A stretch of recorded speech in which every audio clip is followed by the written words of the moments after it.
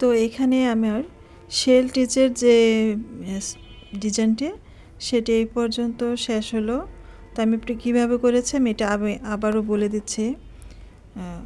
এই যে প্রথম যে রাউন্ডটা ছিল শেল টিচের, সেখানে যে একটি শেল টিচ করে এখানে 3টি চেনের 3 চেন স্পেস করেছি। তারপর আবার শেল টিচ, তারপর হচ্ছে গিয়ে 3 চেন স্পেস। তো এখানে আবার তারপরের রাউন্ডে করেছে কি শেল টিচটা তো ঠিকই আছে, এখানে আমি 4টি চেন নিয়েছি। তারপরেরটাতে এখানে 5টি, তারপর 6টি, তারপর 7টি, এভাবে 7টি চেন করা হয়েছে। এখন এই রাউন্ড থেকে একটু আলাদা হবে ডিজাইন। আমি এই কাজটা শুরু করছি। এখন আমি 3টি চেন নিয়ে নিচ্ছি। 3টি চেন সমান একটি ডাবল ক্রোশে আর একটি ডাবল ক্রোশে করে নিচ্ছি। তারপর 2 চেন, 2 ডাবল ক্রোশে।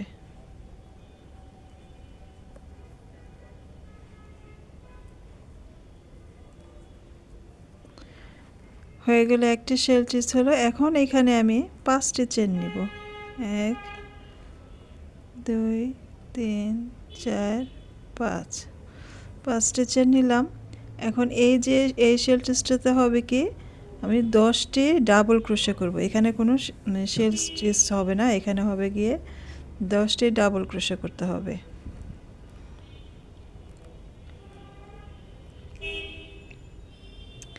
আমি করে নিচ্ছি 10টি ডাবল ক্রোশে।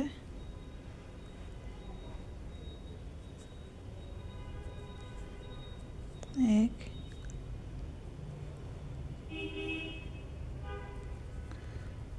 2 3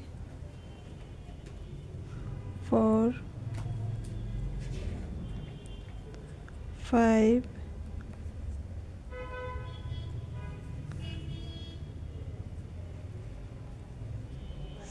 6 7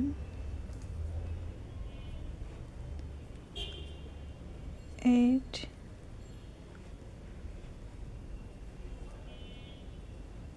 9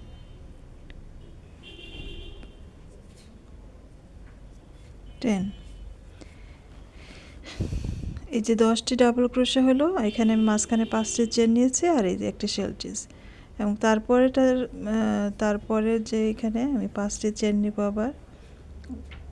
1 2 3 4 5, 5টি চেন নিলাম। এখন এইখানে আবার শেল টিচে হবে, অর্থাৎ একটি শেল টিচ, 5টি চেন, তারপরেরটাতে হচ্ছে গিয়ে 10টি হচ্ছে গিয়ে ডাবল ক্রোশে করতে হবে।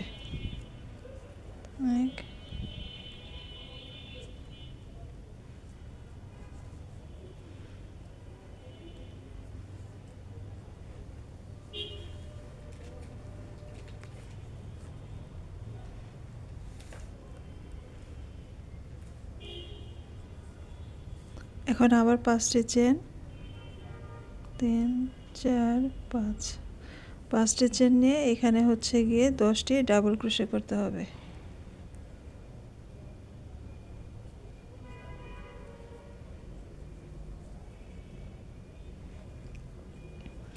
এভাবে এই রাউন্ডের কাজটা এভাবে হবে।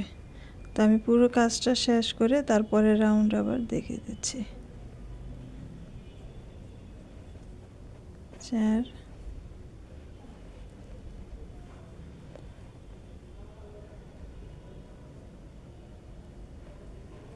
5 6 7 8 9 10। এখন আবার 5টি চেন, 1 2 3 4 5, 5টি চেন নিয়ে এইখানে হচ্ছে গিয়ে শেল টিচ করতে হবে।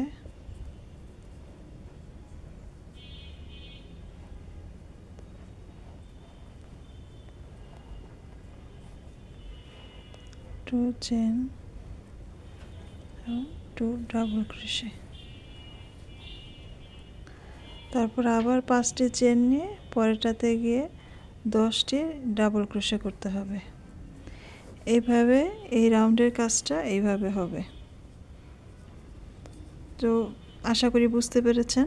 আমি আবারও বলে দিচ্ছি, প্রথম যখন আমি শেল স্টিচগুলি রাউন্ড শুরু করলাম তখন এই যে একটি শেল স্টিচ, তারপরে 3 চেন স্পেস, পরের রাউন্ডে শেল স্টিচ 4 চেন স্পেস, এভাবে একটি করে চেন বেড়ে গিয়ে 7টি পর্যন্ত হয়েছে। 7টি তারপরের রাউন্ডে এই কাজটি শুরু হয়েছে।